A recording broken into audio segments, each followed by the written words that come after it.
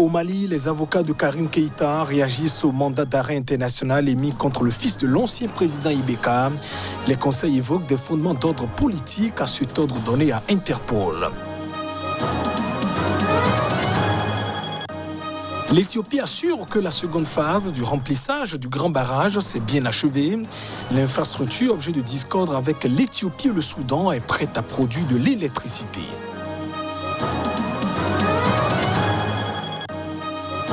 Et puis en Haïti, un nouveau gouvernement est attendu ce mardi. C'est le Premier ministre Ariel Henry, nommé par Jovenel Moïse avant son assassinat, qui formera son équipe avant la tenue de la présidentielle en septembre prochain.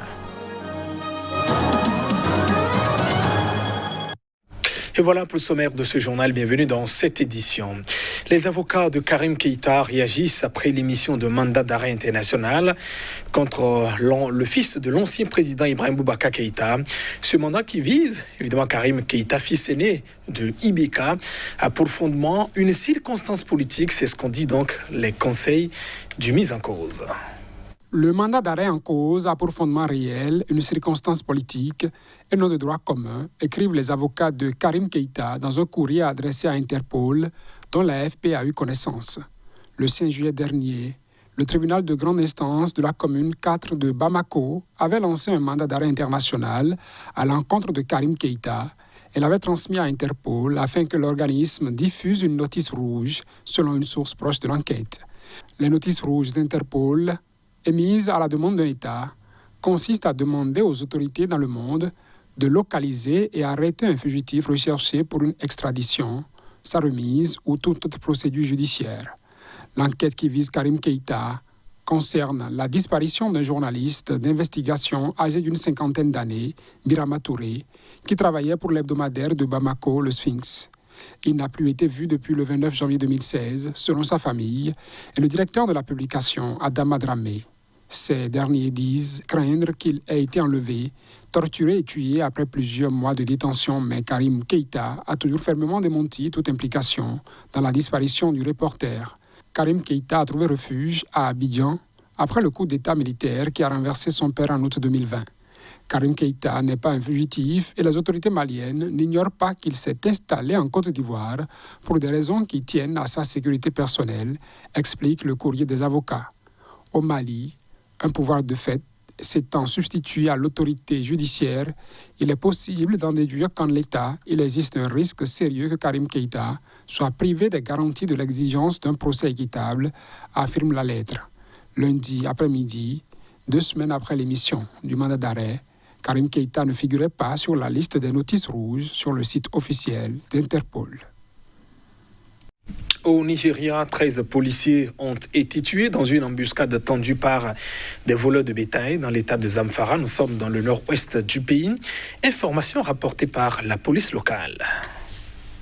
Le porte-parole de la police locale, Mohamed Cheou, a indiqué ce dimanche soir qu'une patrouille de police a été attaquée dans le village de Kouraramota, dans le district de Bungudu, où elle s'était rendue pour répondre à un appel de détresse des résidents concernant une attaque imminente des malfaiteurs. Malheureusement, 13 policiers ont perdu la vie, a-t-il ajouté. La police a lancé des recherches pour tenter de retrouver les bandits, comme sont désignés dans cette région les kidnappeurs et voleurs de bétail dans les zones forestières voisines où ils se cachent, a ajouté l'officier de police. Selon les résidents, les bandits avaient d'abord tenté d'attaquer le village voisin de Magami, mais avaient été repoussés par les forces de l'ordre stationnées en ville. Un résident, Batouré Danmalam, a expliqué que les bandits ont alors attaqué un village voisin où ils ont tué une personne et pillé quelques magasins avant de se rendre à Kouraramota où ils ont attaqué les policiers. Le nord-ouest du Nigeria est le théâtre depuis plusieurs années des activités de bandes de criminels qui attaquent, pillent et enlèvent les villageois dont ils volent le bétail et brûlent les maisons. Le grand barrage de la Renaissance en Éthiopie est source de discorde entre Addis Abeba et ses voisins, en l'occurrence le Soudan, et puis l'Égypte est prête à produire de l'électricité. C'est ce qu'a donc précisé un responsable éthiopien après le succès de la seconde phase de remplissage. Le premier remplissage a été effectué l'an dernier. Le deuxième est aujourd'hui achevé et sera formellement annoncé a assuré à l'AFP ce responsable sous couvert d'anonymat.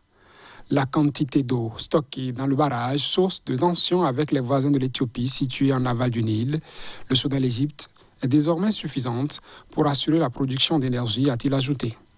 En juillet 2020, l'Éthiopie avait annoncé avoir rempli son objectif de stocker 4,9 milliards de mètres cubes d'eau et prévu une seconde phase à 13,5 milliards de mètres cubes.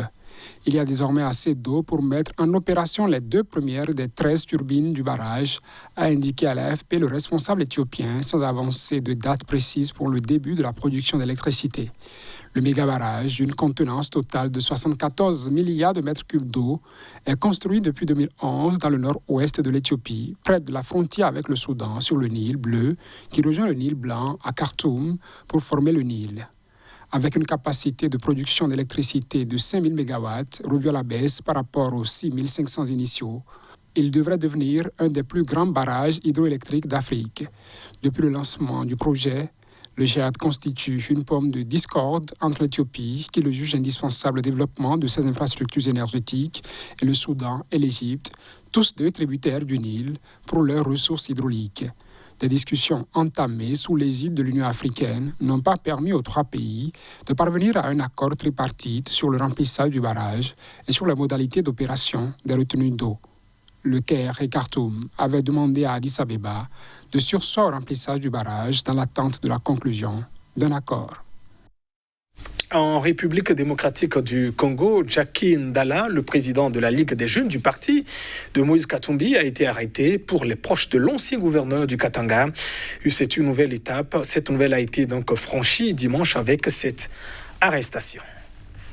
Les autorités congolaises ont proposé une loi sur la congolité qui pourrait interdire l'accès à la fonction présidentielle et à d'autres fonctions régaliennes aux personnes qui n'ont pas un père et une mère congolais. Le test est vivement contesté par le parti de Moïse Katumbi, qui a même menacé de quitter la coalition au pouvoir.